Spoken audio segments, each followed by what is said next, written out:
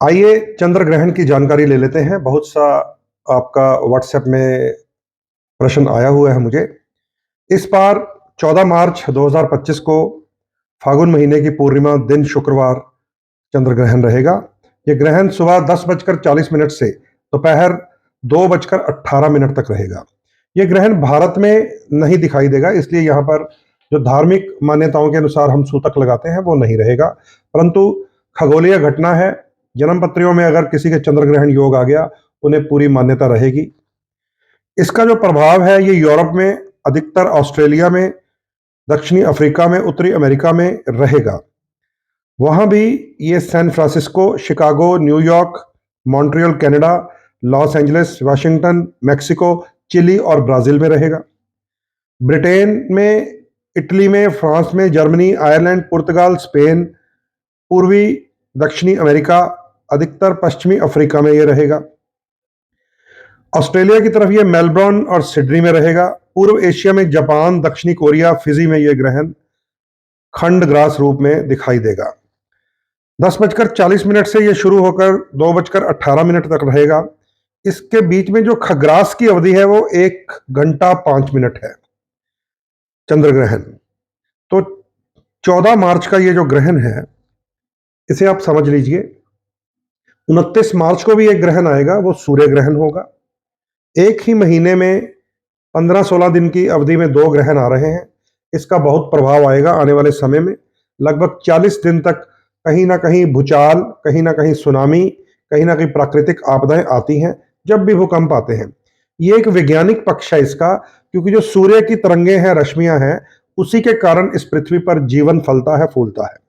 सूर्य की ही तरंगें हैं जो चंद्रमा के माध्यम से भी हमें मिलती हैं, जिसे कूल लाइट कहते हैं, जिसका प्रभाव पानी पर अधिक होता है।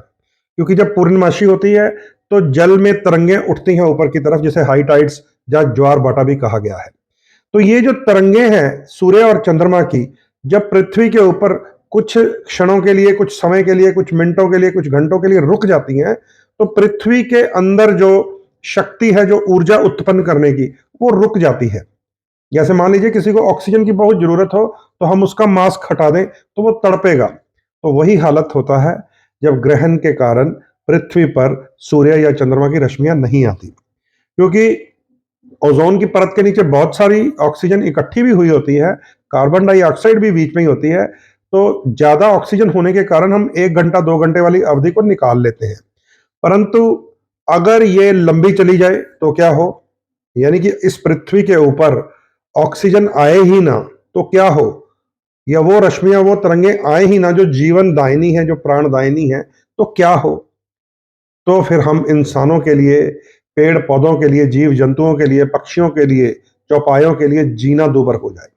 इसलिए जब ये ग्रहण लगते हैं चंद्रमा और सूर्य को, इनमें जितनी भी अवधि में ये तरंगे धरती पर नहीं आती, पृथ्वी के नीचे की प्लेट्स के ऊपर असर हो जाता है। धरती की प्लेट्स जो है वो असंतुलित हो जाती है। इसी के कारण भूकंप आते हैं, इसी के कारण ज्वार भाटा आता है, इसी के कारण सुनामी तक आ जाती है। प्राकृतिक आपदाएं आती हैं ग्रहण के आसपास। तो आप लोग थोड़ा सा सतर्क रहिएगा, संभलिएगा।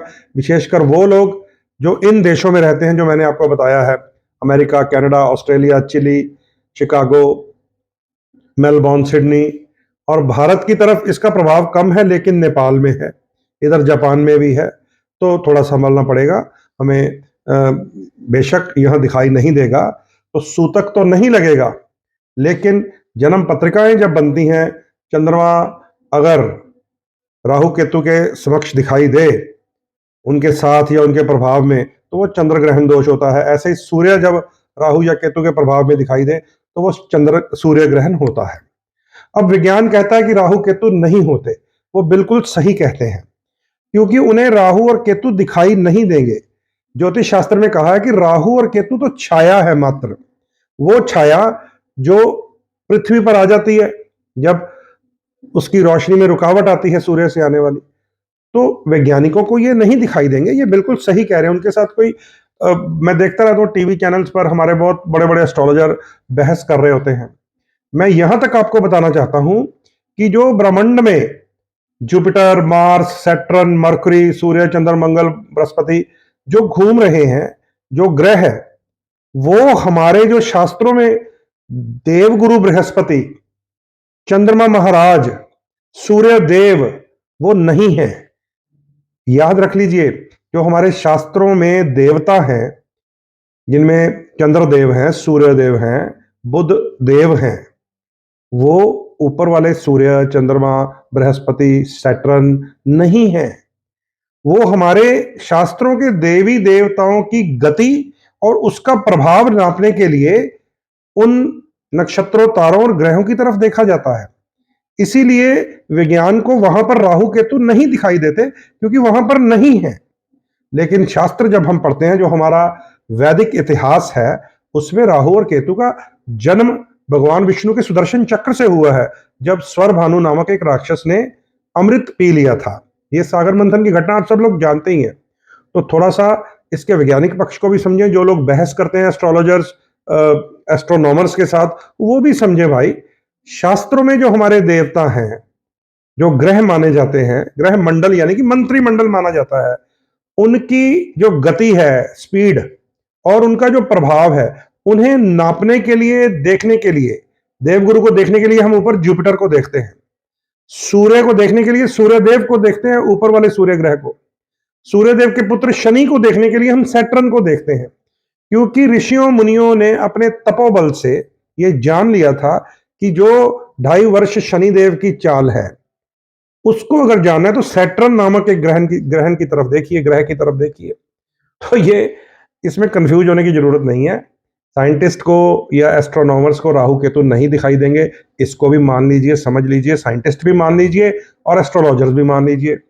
और इस बात को जरूर पल्ले बांध लीजिए, हमारे शास्त्रों के जो ग्रह नक्षत्र मंडल हैं, जो भगवान का मंत्रिमंडल है, वो ऊपर वाला जो ग्रह मंडल है वो नहीं है। उनकी गति, मान लीजिए किसी देश का राजा है, उसे दूसरे देशों की यात्राएं करनी है और उसको सूर्य की चाल के साथ जोड़ दें, तो हम नीचे बैठकर देखते रहेंगे कि इस समय हमारा राजा इस देश में है, क्योंकि सूर्य कुंभ राशि में है। उसके 30 दिन बाद सूर्य जब मीन में जाएंगे तो हम कहेंगे अब वो इस देश में चले गए हैं, क्योंक't वो प्रोग्राम तय होता है पहले ही। तो राजा तो नीचे है, सूर्य ऊपर है, समझ गए। तो इसलिए ध्यान रखें, ग्रहण लगने हैं 2। इन 2 ग्रहों में सूर्य और चंद्रमा जो पावर है वो धरती पे जब रुकेगी तो धरती की प्लेट्स हिलेंगी, बहुत बड़े बड़े भूकंप, भूचाल, ज्वालामुखी फट जाते हैं और फटने शुरू भी हो गए हैं। इसका प्रभाव पहले भी शुरू हो जाता है, बाद में भी आता रहता है, 40 दिन तक, 90 दिन तक।